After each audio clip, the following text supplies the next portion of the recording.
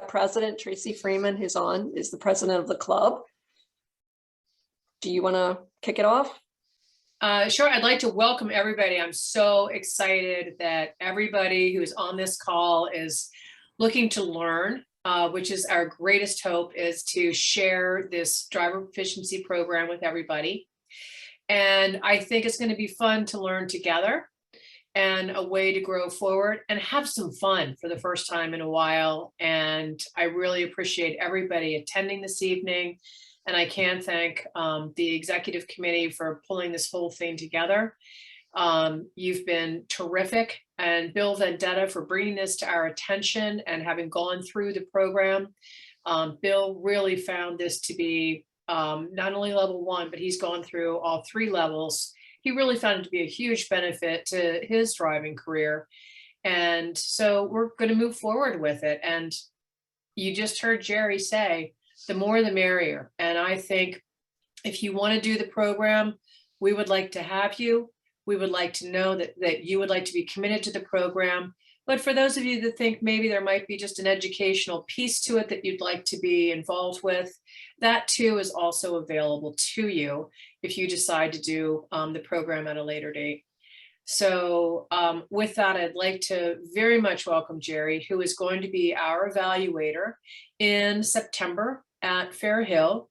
And he's going to tell you about the program, what it entails. And then we're going to be breaking up the program into study groups so we can get together on Zoom and also in person. And so we're super excited to kick this off. Jerry, thank you so much. Thank you, Tracy. All right. We'll go through the slide presentation first, and hopefully that'll answer any questions that you have.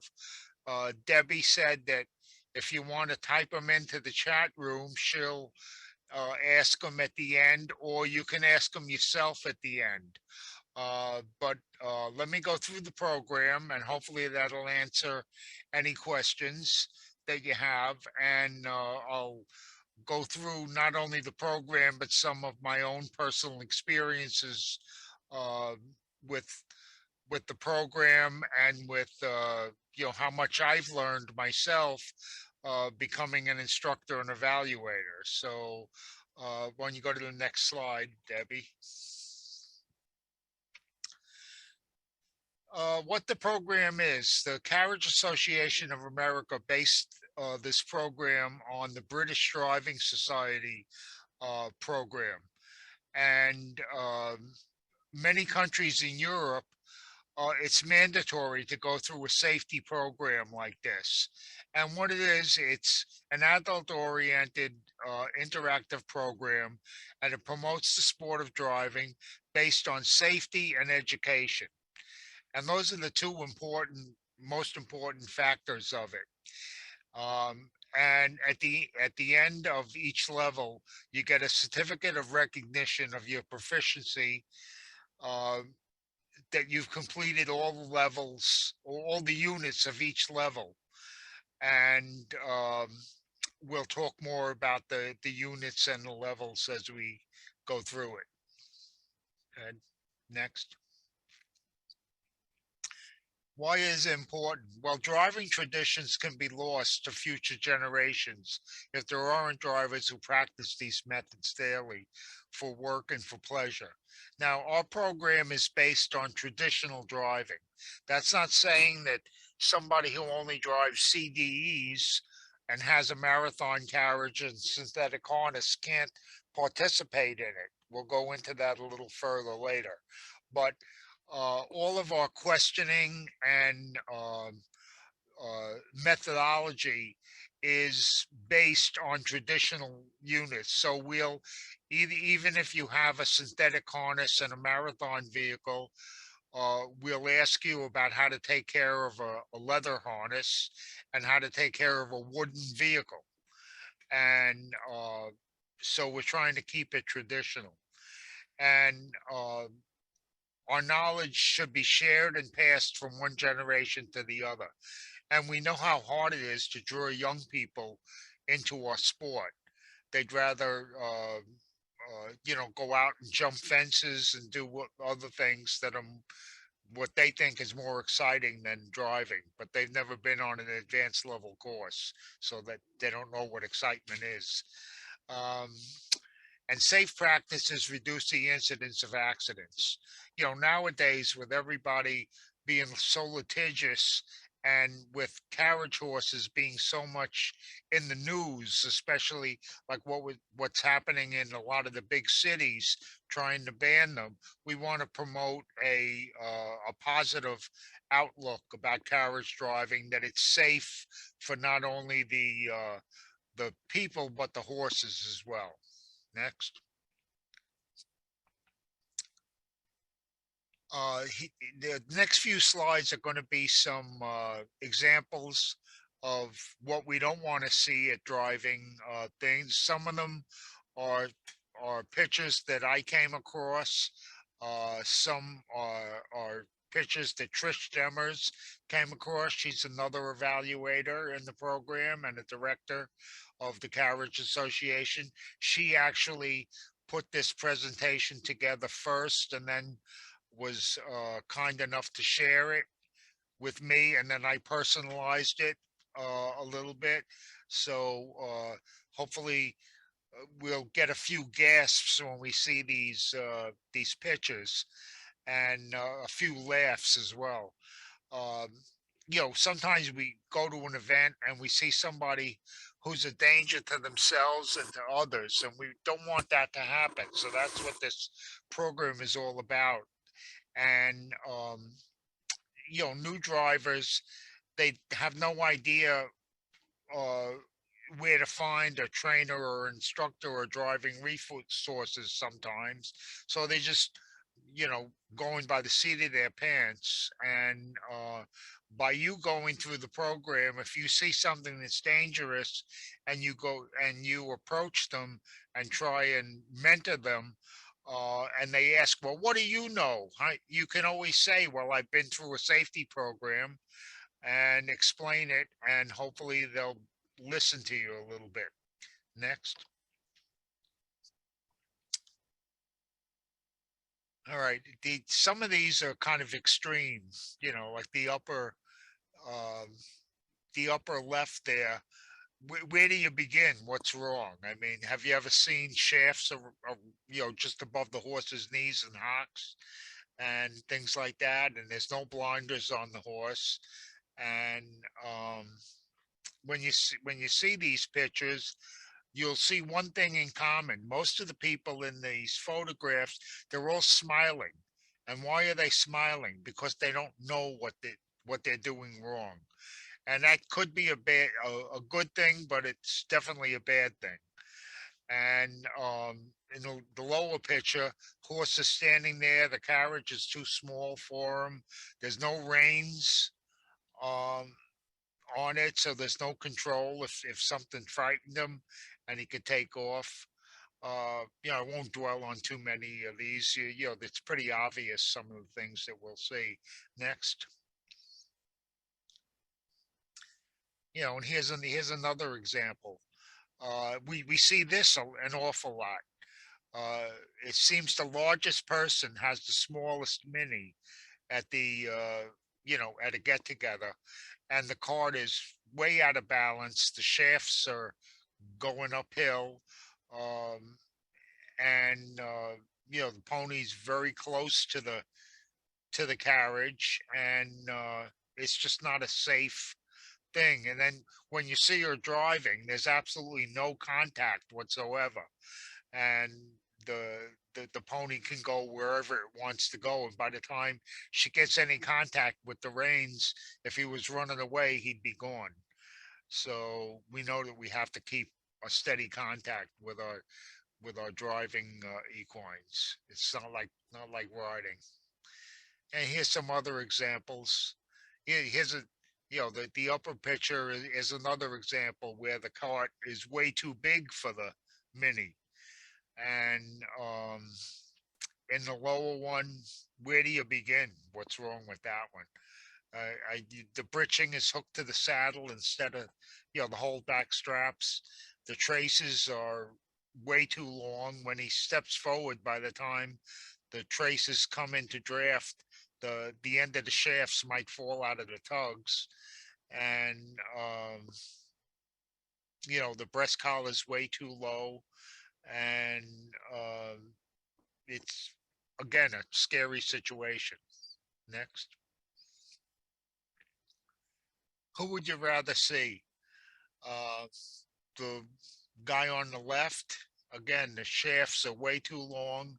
When he steps forward, um, they're going to be at the end of the shaft, uh, the end of the shafts on the loops. The britching's not adjusted correctly, or a nice balanced picture that you see on the right. And this is what the difference in education is, and this is what our program it it the program is not a learning program. Well, it is, but we don't give you the answers in the syllabus. We want you to go out and find the answers. And you can go to the next slide. And here's a couple of what you want to see and what you don't want to see. Tell you a funny story about the picture on the top with that Clydesdale cross. I came across that on the internet. That horse was for sale in the South somewhere. I think it was Georgia or Mississippi or somewhere. And everybody who saw that photograph wanted to buy him because they said he's got to be a good horse to put up with this. So, but we have a nice balanced thing on, picture on the bottom. The horse is happy. The people are happy. Everything's in balance. Everything fits correctly. And this is what the program is all about. Next. Again, this or that. Like I was saying, the program, we don't give you the answers. We want you to go out and find the answers on your own. Because if we just gave you the answers, it would be a memorization test. And what happens when you just memorize something? Two weeks later, it's gone. It's like eating Chinese food. An hour later, you're hungry again. And so by making you work and go through the syllabus, and we'll say in the syllabus, it says what we may ask you in the evaluation. There's not enough time to go over every single question that's in there, but we the evaluator tries to see what your strong and weak points are, and we some of it is all the same because we have to stick with the basics. But by you doing the work and studying it, you retain that information for a much longer time, and hopefully it'll stay with you. Next. The difference is safety and education. Again, we can't stress that enough. And that's why the driver's proficiency program is so important. And we learn and teach to a certain standard level. Now at level 1, it's a basic level. You don't have to be a trainer or or a really strong competitor, but somebody who's been driving for at least 6 months to a year and has taken the time to listen to more experienced people around them and picked up some some good safety tips. We throughout the whole program, we think of respect and welfare for the horse, good horsemanship skills, because it's not when you read through the syllabus, it's not only about driving, but it's also about horsemanship. We talk about feeding, bedding, um, taking the horse's pulse, respiration, and temperature, and why it's important.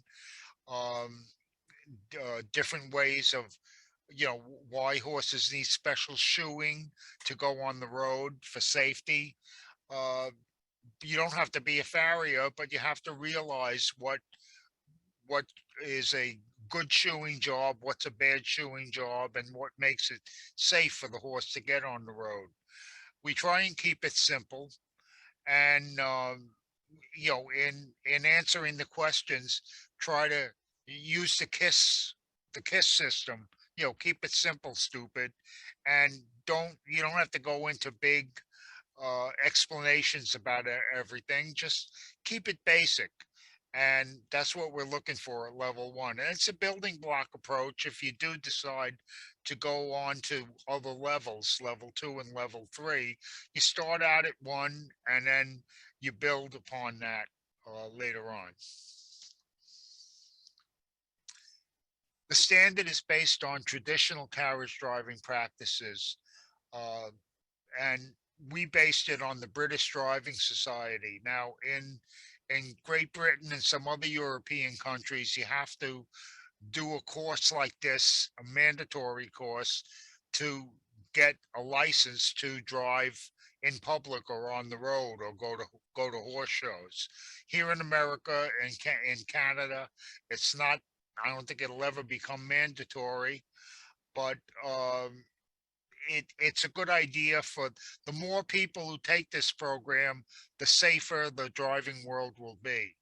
I think, I don't know the exact numbers, but Jill has told me that since we started the program, there's well over 1,000 people in North America that have gone through the program successfully and got their level one in road driving assessment.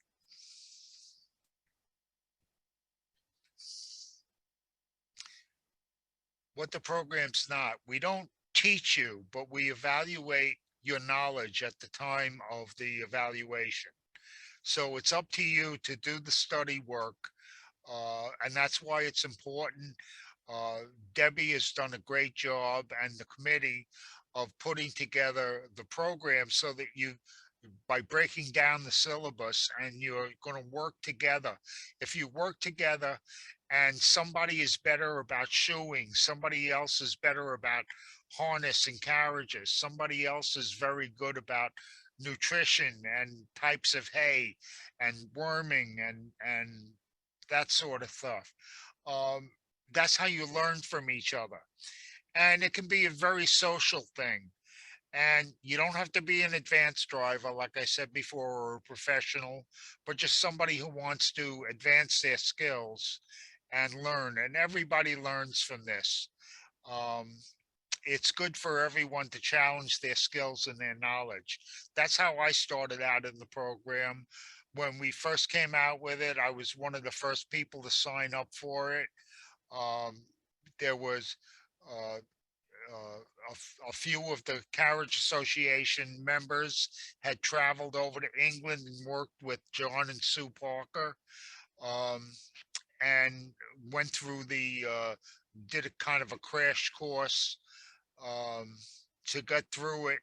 And it was Steve Holm, Andy Marcoux, Simon Roseman, uh, Marcoux, no, not Andy Marcoux. I said him, Marceau, um, and they went through the program, and then they turned around and we brought John and Sue Parker over from England to then work with us. And I think Bill was in one of the first groups, and I did it just to challenge myself to see if I could do it. And then once I got into it, um, I just kept going with it, and some of the people that I learned from encouraged me to become an evaluator and an instructor, which I never thought that I would do because I didn't have any aspirations to do it. But it's one of the happiest things that I've ever done in my life, because it's such a great uh, thing to be able to share knowledge and make other people safe.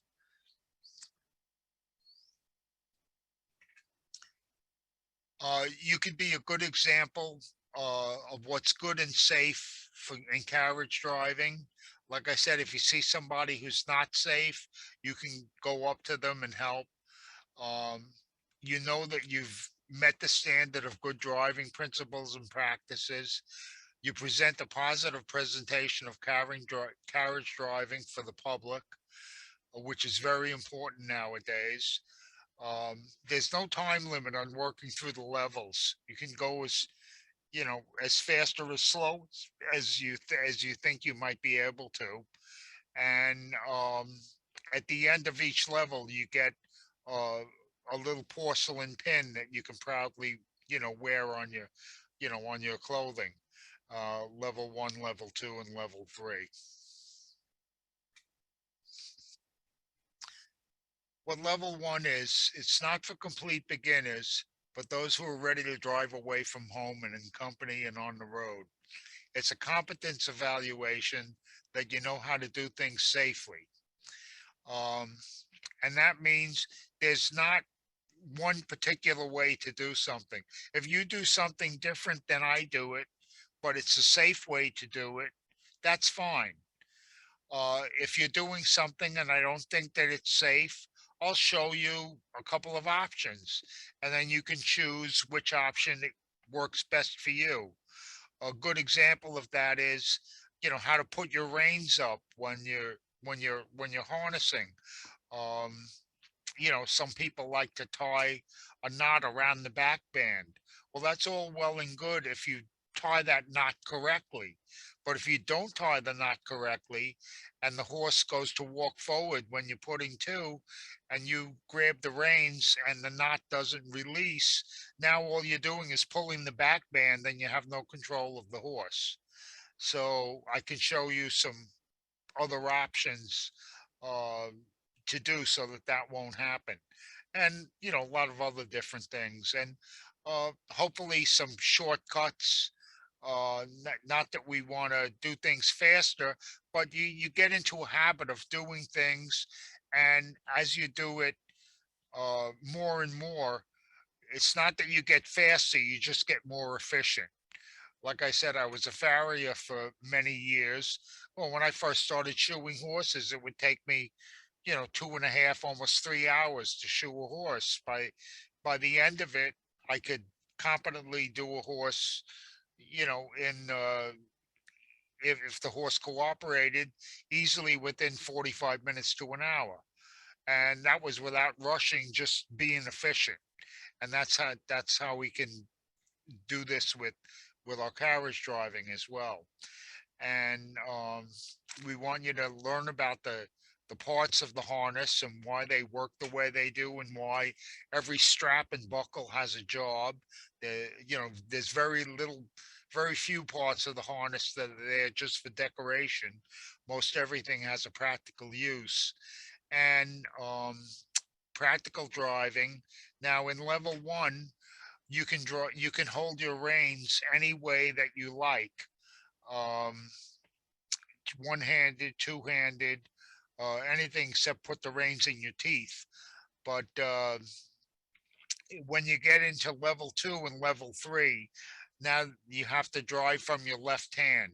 In other words, you can be British coachman style or Achenbach style, or a variation of either one, but you have to carry the reins in your left hand and the whip in your right. And we learn how to use the whip correctly, and choosing the right harness for the right type of vehicle, for a certain type of vehicle. But that's more in level 2, not so much in level 1. But in level 1, we do, whether you're driving a two-wheeled cart or a four-wheeled cart, we will ask you about the proper balancing of a two-wheeled cart, and how it's important for the safety and the comfort of the horse. You don't have to be a CAA member for level 1, but if you decide to go on to level 2 or 3, then you have to be a CAA member. In level 1, there's a road driving assessment component, and you have to have a knowledge of understanding of, safety protocol, uh, the proper shoeing for the road so that your horses won't slip. You don't want anything to happen. Your local laws and how they pertain to horse-drawn vehicles, spares that you have to carry and why, the importance of correctly fitted breeching, because that's your brakes on most vehicles, because a lot of vehicles don't have brakes. And a braking system on a carriage isn't going to stop a runaway anyway. They're still going to drag it even if the wheels are locked up. So your bridging has to be adjusted correctly. And we do a simple driving test. It doesn't have to be on a local road. If we're going to be at Fair Hill, there's lots of, uh, you know, roads in the area, and even just driving from the stabling area to wherever we're going to be doing the driving test and the cones portion, we can, do the driving test and show hand signals. The hand signals could be done with either your hand, the whip, or you can ask an assistant to do it. And it's right turn, left turn, stopping, um, change, slowing down so that other carriages behind you or vehicles know what you're doing. And so that's what the road driving assessment is, and that's a second component of level one. Anybody who wants to go on to level two, now you have to become a CAA member, have to complete level one. I won't dwell on these too long. Um, you have to prepare and drive an unfamiliar horse, prepare and drive a familiar horse or known horse. And when we say prepare and drive the unfamiliar horse, we try and do that at a place, a center, where there's several vehicles and different types of harness. And so you look at the horse, choose the appropriate vehicle for that horse, and then choose the appropriate harness for that. You have to drive from your left hand. Um, uh, Prepare and drive a pair of horses, a higher level of horse knowledge and health and safety of the equine. And we get into, in level two, we start asking about developing health and safety protocols for around the barn, like a worming program, a vaccination program, things like that. Fire evacuation, um, the importance of fire extinguishers around the barn and things like that. You don't have to worry about that for level one, just the basics of it. Prepare a portfolio of your experience. And then there's optional units for level two. Depends on what you normally do with driving. If you drive CDEs, you can, put in your resume the experience that you've had with that. If you just done pleasure driving, that's, pleasure driving shows, that's fine. Even if you've never shown just recreational driving and a resume of what you've done, or if you've assisted with the disabled driving program. So it encompasses, all aspects of carriage driving. Level three is for more advanced drivers, and this is where we get into more of a professional. And again, the same. You have to complete level two, uh, complete a logbook of your experience, uh, drive from your left hand again. Now we ask you about training the driving horse, what the steps are in doing that, how you would go about starting a horse from the beginning to being a finished horse. Um, Practical driving in the ring and on the road. Now in level two and level three, there's a specific dressage test that has to be done, and that needs to be done from your left hand. And where in level one, it's not a specific test.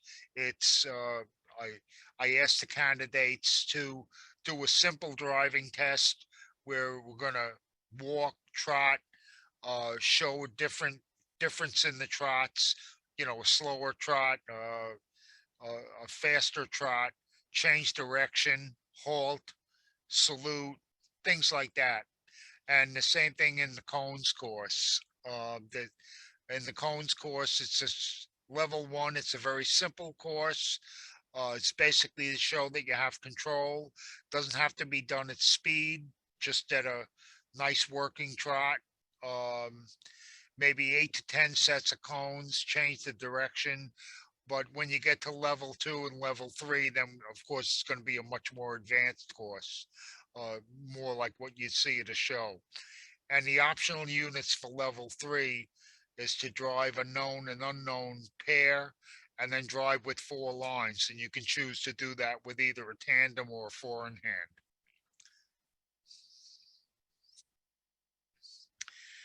If anybody has aspirations to become an instructor or an evaluator down the road, um, once you've completed level two, then you can study and shadow a level one instructor and, you know, start putting together a resume of that and be evaluated again. And then uh, you can evaluate and instruct, you know, one level below where you've been.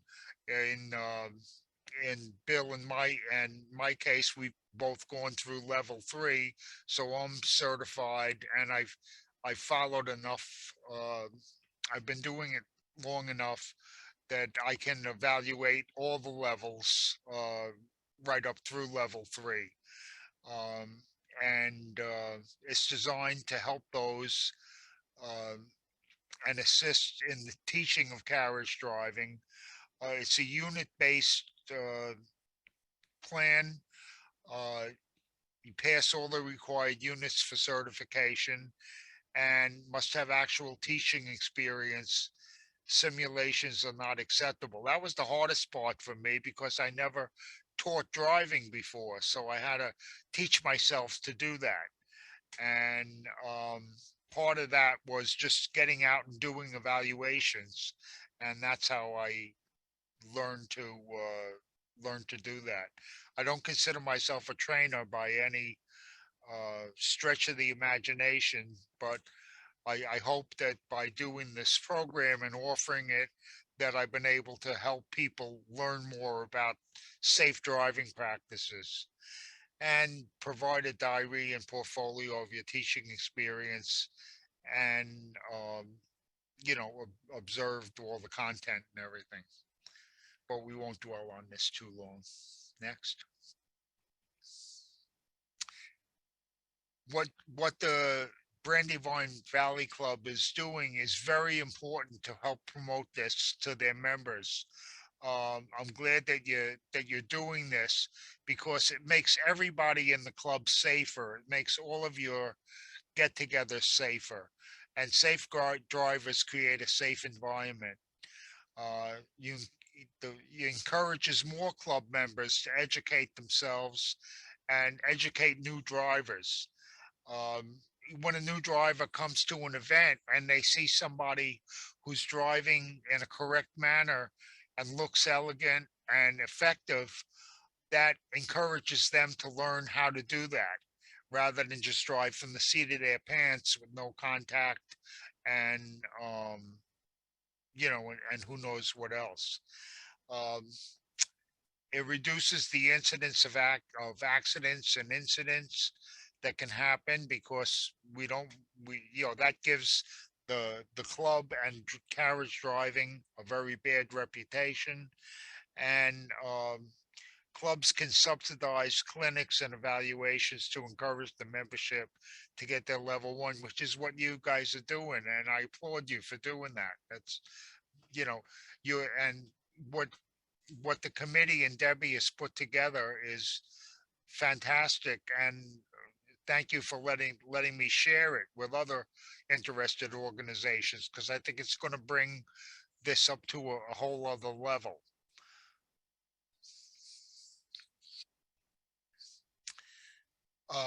How can you help get the word out? just what we're doing here. I've done several of these webinars um, when when it was easier to travel around. I traveled around a lot. Uh, I had a lot of airline points, and I've traveled all over the country in Canada, and to promote the program. Uh, Suggest that your club sponsor and host. I won't dwell on this because you're doing all of this stuff already. But the main thing is challenge yourself and your friends to learn more and share your knowledge between them. In your club, you've got a lot of people who are very experienced, who can share their personal experiences with those who don't have as much experience, and it's going to bring the level of everybody in the club up to a new, better level.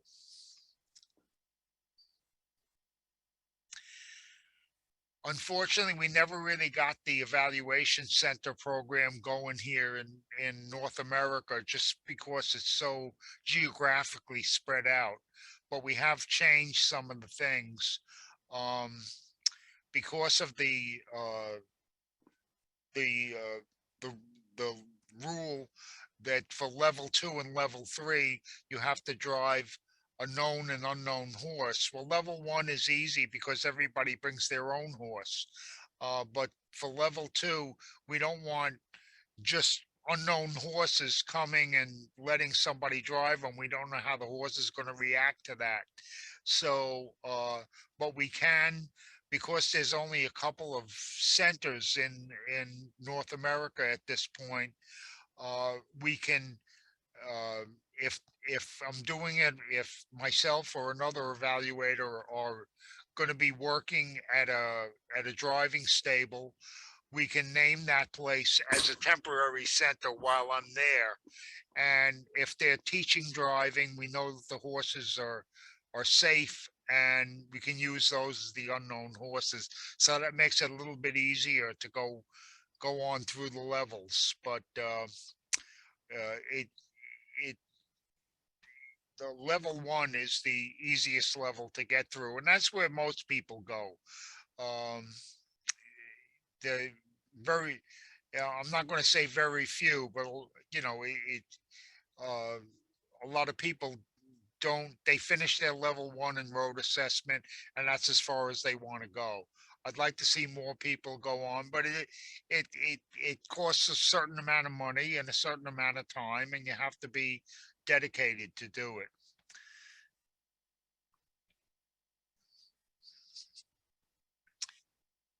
I won't dwell on these because I've gone over it. It's what it's meant to me. It was a way to validate and recognize the knowledge and skill that I gained over the years of in my driving career. Now, I've been driving since the early '80s, but before that, I've always been involved with horses. Um, I used to fox hunt, show dressage, played a little bit of polo. I took people on 3-day pack trips. I was a farrier. So I've always been involved with horses. And so it was a way to challenge myself to do more and more with them. And that's kind of how I got started in driving. One of my horseshoeing clients had a young driving horse. He was a 3-year-old quarter horse.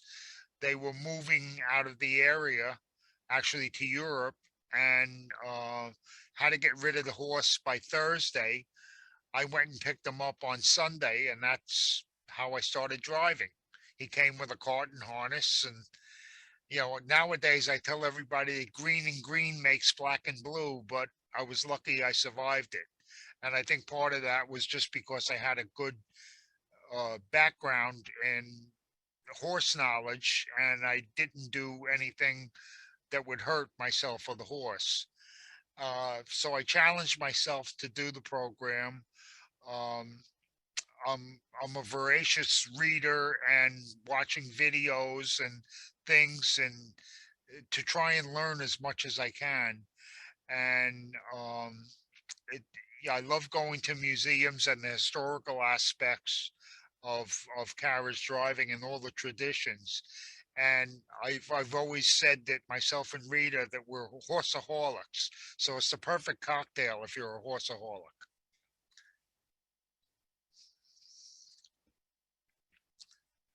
And going through the program, I've learned from so many great mentors around the country and around the world.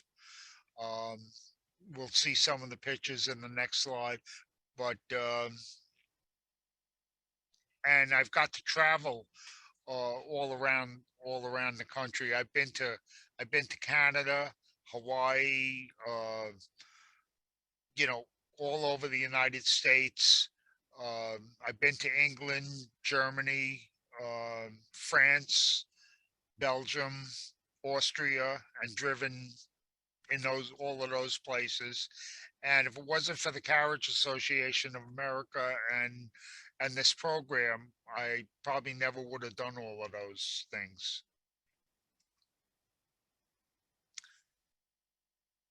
Uh, by going through the program, you learn more, so you have a deeper appreciation of things that you see at museums, to start picking up the little odds and ends that you would normally walk past. Next. And pick up, little pieces, little details.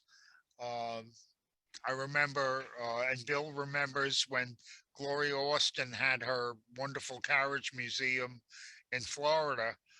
We spent a lot of time going through there and going through all the little aspects of different vehicles that were in there, and how each one was unique in a certain way, where most people would just walk through and ooh and ah at the pretty painting. And so it really teaches you a much deeper appreciation. Next.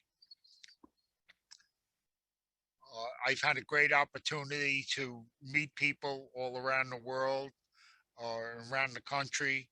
Uh, we've Rita and I have hosted several groups who've come to. We're lucky enough to live near Stony Brook Carriage Museum. I've worked with the docents there. I'm going to be working again with them this spring because they just got a whole new volunteer group, and teach them about the carriages that are there. So it's a lot of camaraderie um, in this. Next.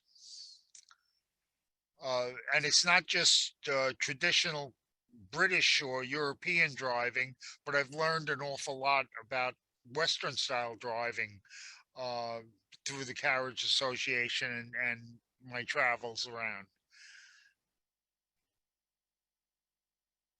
I've been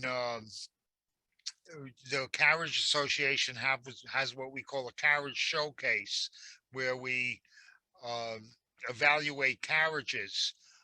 It's like a concours d'elegance for carriages, but we look at them with a very critical eye. And I was one of the judges at one of our meetings in Colorado, and I knew very little about Western vehicles, so I had to do a crash course in Western vehicles before I went out there to judge those vehicles. So you just keep learning. You never stop, and you never should stop, and that's what keeps you going and vibrant and alive. And I hope to keep doing it as long as I can. Learning even little things like using a skid shoe on a large coach, a heavy coach, to help you go down hills. That most people don't realize how they work and where it should be placed. And there's just a listing of museums that Trish and I have been to. Trish was originally from California, and she's living in Arizona now.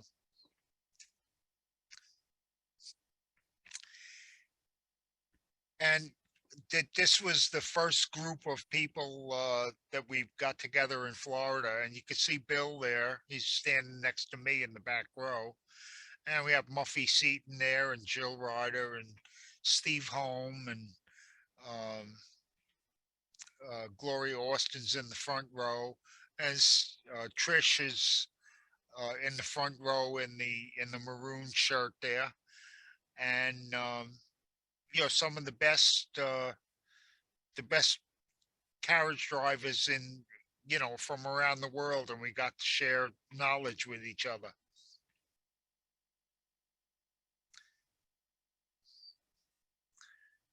As Steve he was one of the first master evaluators, and then I went to England to John Parker's and worked with John and Sue, and Dr. Tom Burgess came with me, and we spent a week with John and Sue over there, and uh, worked more on our skills, and I worked a lot on my evaluation and instructing skills, and had a great time. And we've lost a great man in John and Sue. That both of them have left us now. And one of the greatest women in coaching and carriage driving is Gloria Austin, and she was one of my great mentors over the years, and great friends. So it's wonderful to meet these people and share experiences with them. That's a very unusual turnout she was driving. If you look, if you did, she's driving 5 horses there. There's 3 in the wheel and 2 in the lead to a cocking cart, which is very unusual.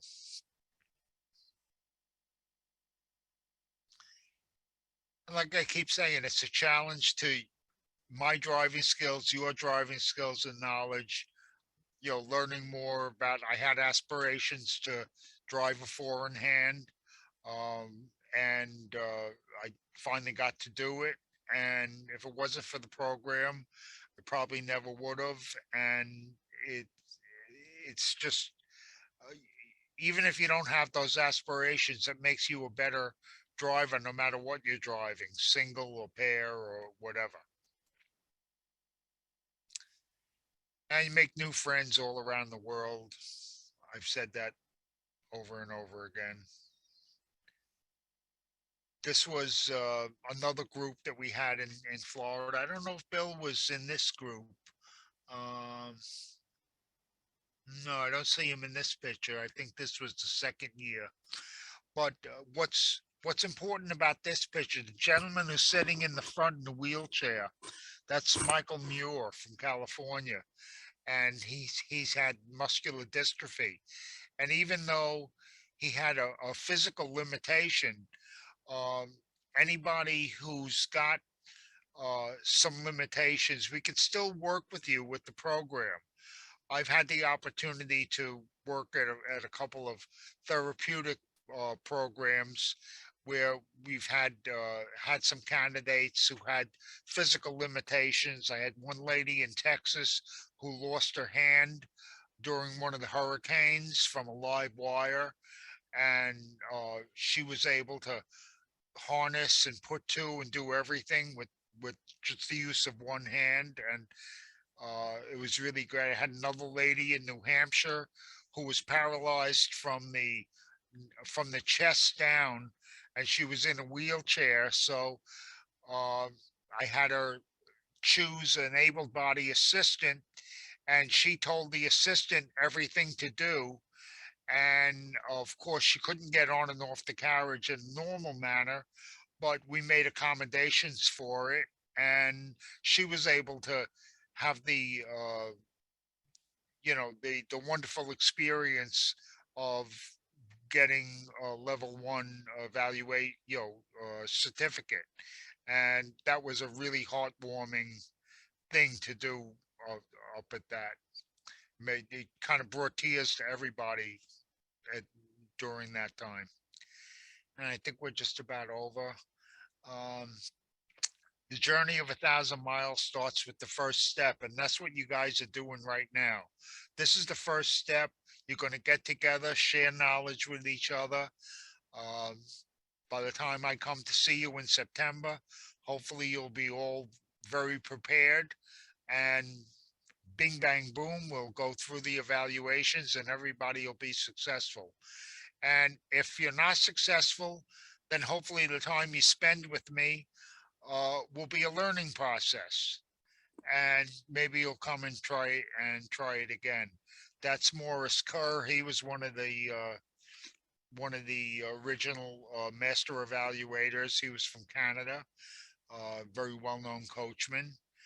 And that's me driving my Hackneys back in the 80s. Taught myself to drive tandem, and there we were.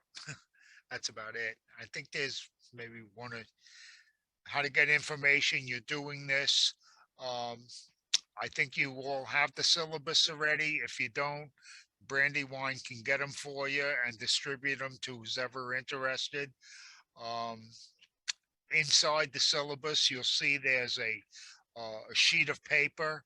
You don't have to read every book that's in there, especially just for level 1, but try and read or again, a lot of this learning you can learn from each other, just talking to each other and from the mentors that you have within the club. But make sure you go through the syllabus. And I think that's it. That okay. So if anybody got any questions, let me before we go to questions, let me explain what the way we do an evaluation. I think that would be very important. When you come to the evaluation, have your horse carriage and harness already cleaned, because we can't spend the time with you cleaning it. But we will ask you, like I said, even if you have a synthetic harness and a steel vehicle or a marathon vehicle, I'll ask you about how to take care of a leather harness and store it, how to take care of a wooden vehicle before and after you drive and how to store it, how to balance a two-wheeled cart, then we'll go over the grooming process of the horse, show me the tools that you use, show me the horse's hooves, look for appropriate shoeing if the horse is barefoot.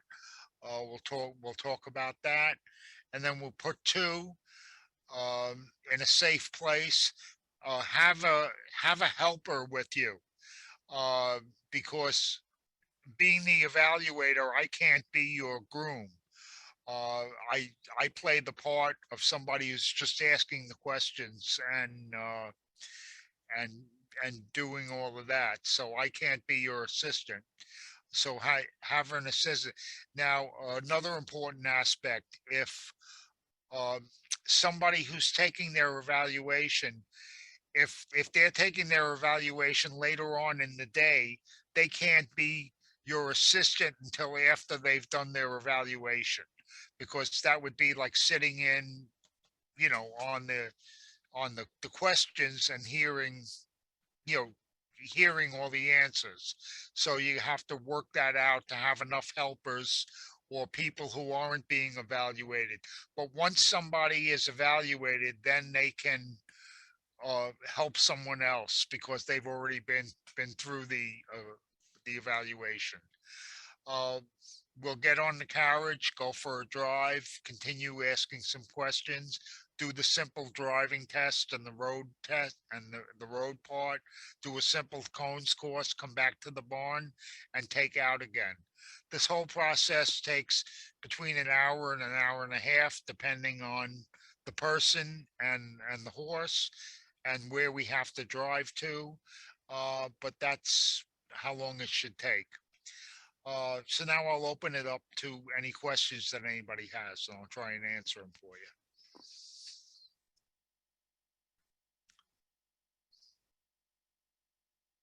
It's awful quiet out there.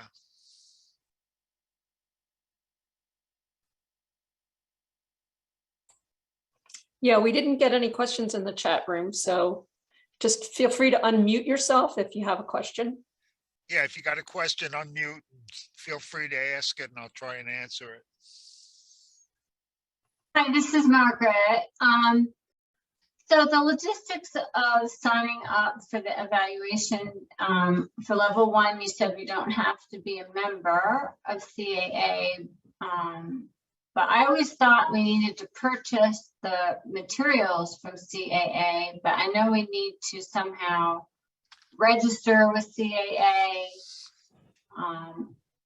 so that, you know, you come down, you know how many people are here. Is BVDC taking care of Yeah. coordinating that? How is all that gonna work?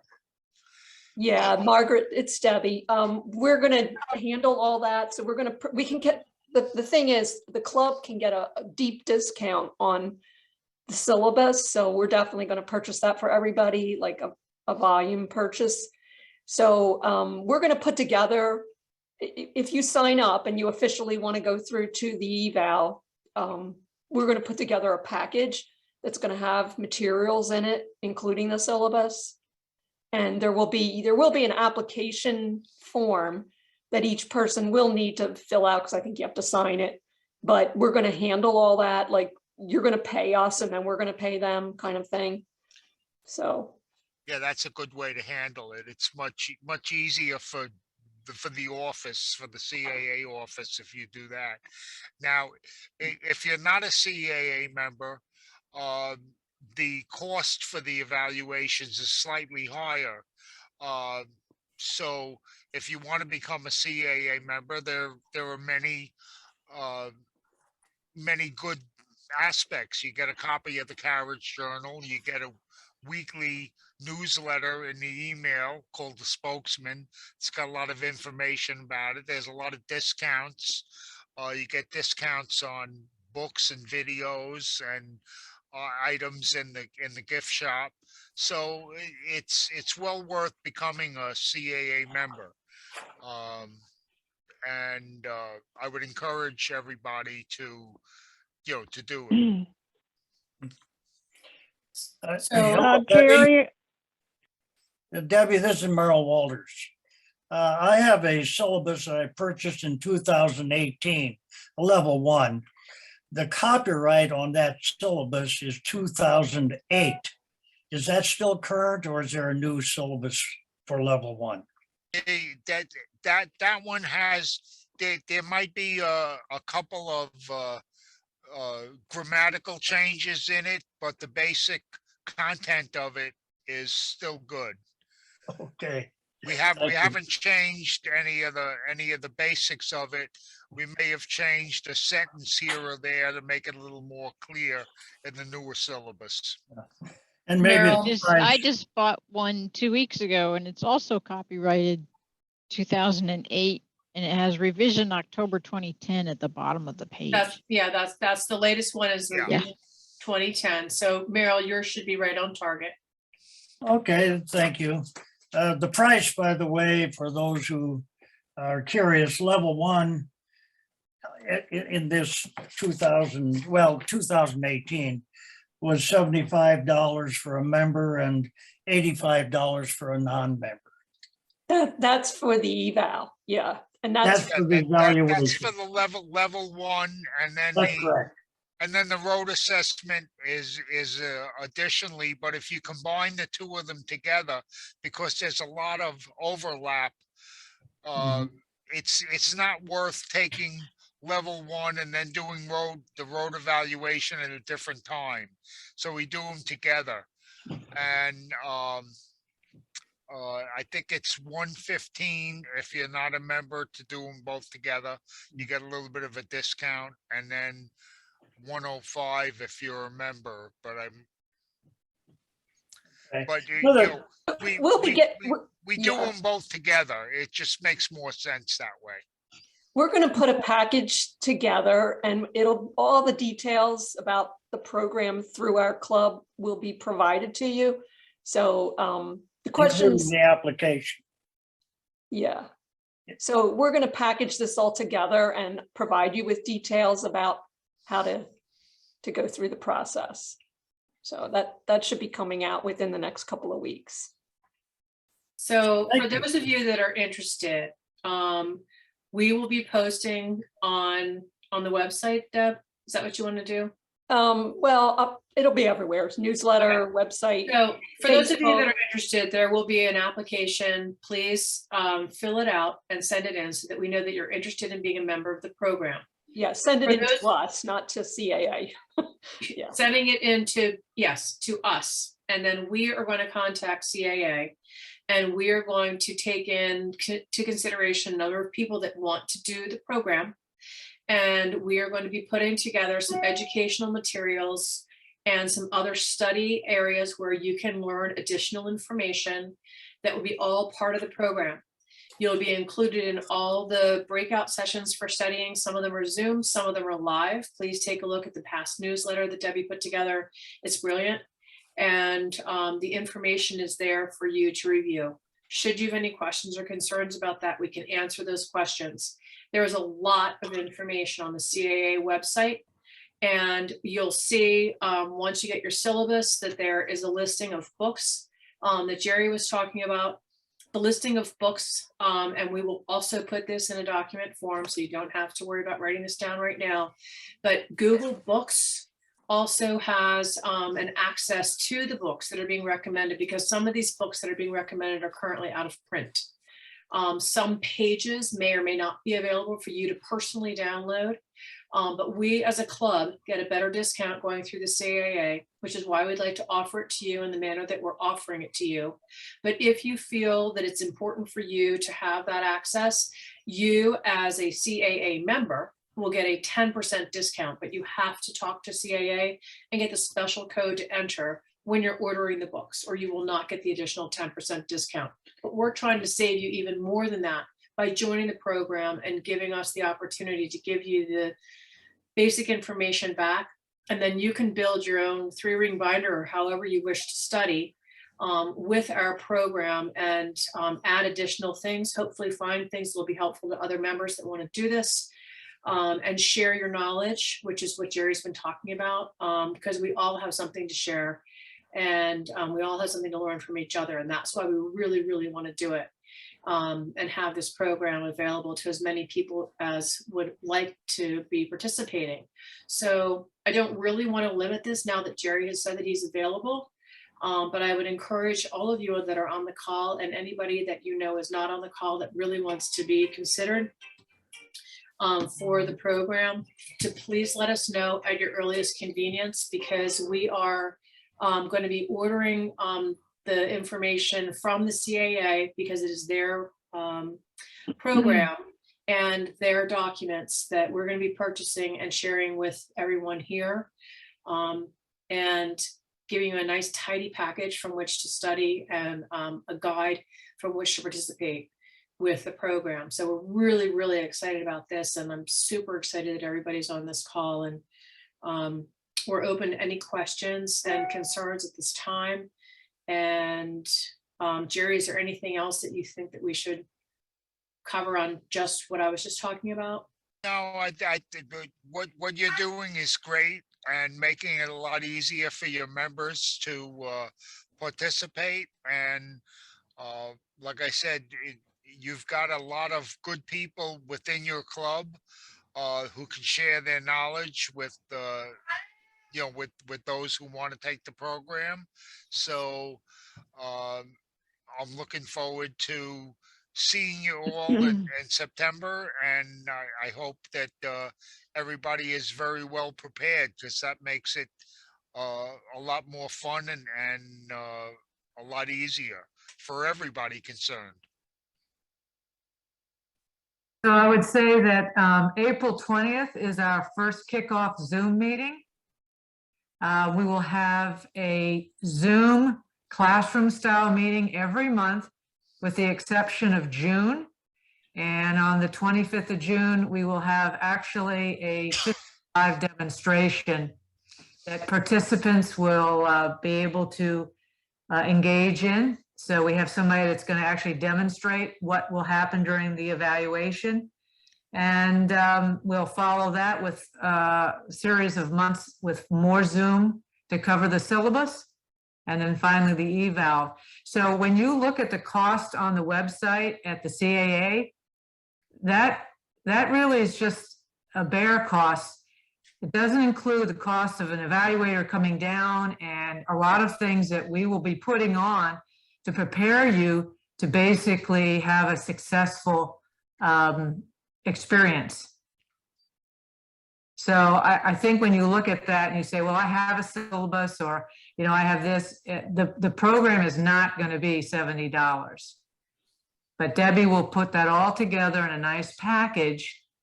And we will have to make a decision on the number of participants, I believe, by the 20th. Because And the more people we have a place for the evaluation and stabling and all that other kind of stuff. So there's an awful lot that actually goes into this behind the scenes. And the more people that participate, the more we can spread the cost out amongst you. And Right. absolutely, we're going to have more fun with the more people that participate. And we're going to learn more from each other by doing that. So the sooner that you let us know what your interest level is, the sooner we can get this information to you and continue on with the planning. This has already been a 3-month process for us in presenting this information to you this evening. And I'm super thrilled with the amazing amount of time that the committee has put into this. And I'm very, very grateful for the opportunity to be able to present this to the club and anyone else who would like to participate. So thank you very much, Jerry, for being available. Thank you very much, Bill and the committee. Are there any other questions at this time? I guess this is Alex Hers. I was just wondering, how exactly should we let you know that we're interested? Is there an email or? Well, Alex, you already put your name on the list, Okay. right? You already let me know. And Yep. and I think Julia did. Did you, Julia? Was it? A couple of people have already told me that they want to be on the list. So I have them on the list. So yeah, if Super, thank you. you can just let me know if you, yeah. Whether it's through Facebook or my email, yeah. And Don Yurga is on, I am on. I believe that there are other people that are on this call that have already said that they would like to do that. So even if you just want to shoot, Debbie, do you want to take an email on that and just say I'm interested, or do you want me to take that? It doesn't matter. I'm tracking it. So if you Okay, go directly to me, you'll So get. could you please yeah. reply to Debbie Donovan and just say I'm interested, and then you can wait for the paperwork just so we have an idea of how many people, because we're going to start to order materials based on your interest level. So the sooner you can let us know, the sooner we can prepare and we can start things moving forward. I'm going to put my email in the chat so you can have it right here.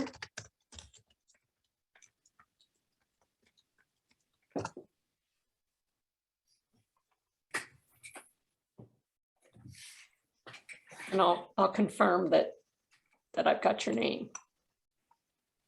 And where is the June 25th session, the live session?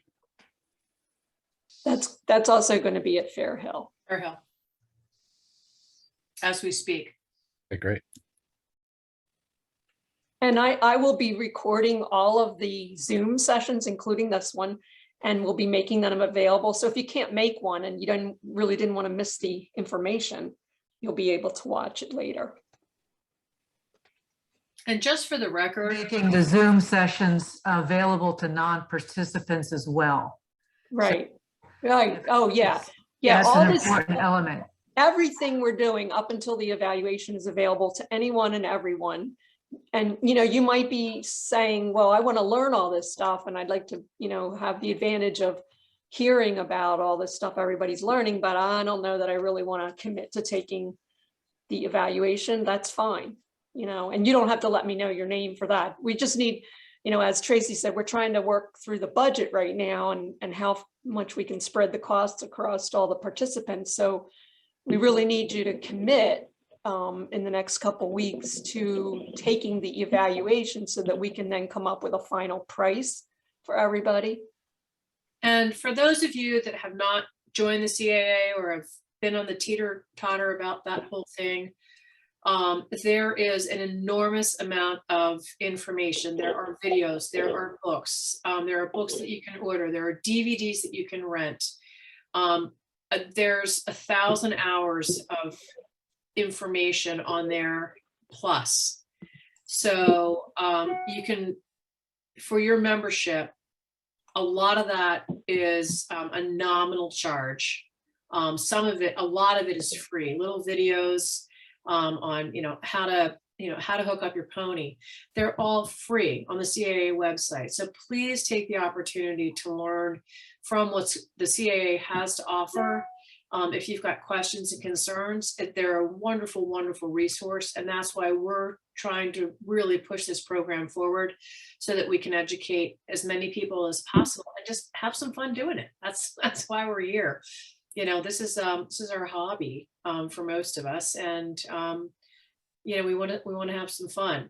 So I encourage you to take a look at the CAA website. If you are a member, if you're not yet a member, I would encourage you to do that and share in our tried and true tradition with the sport.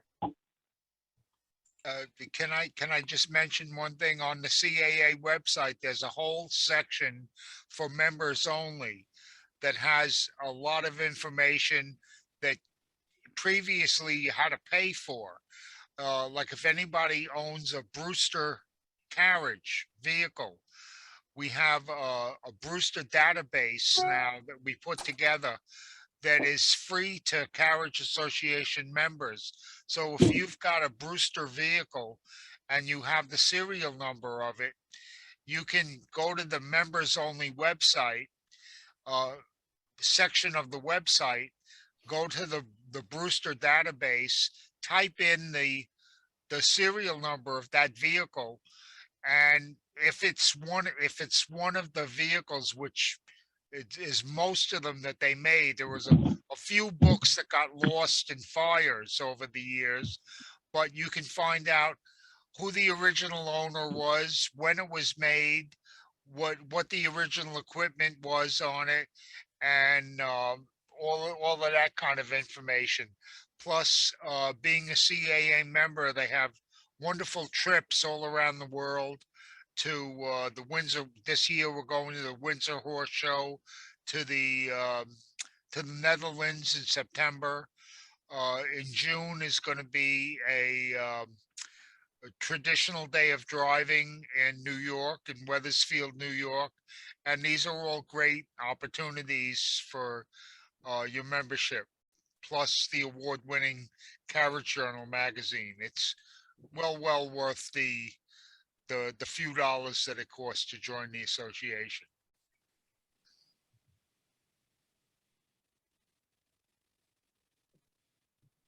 Thank you, Jerry.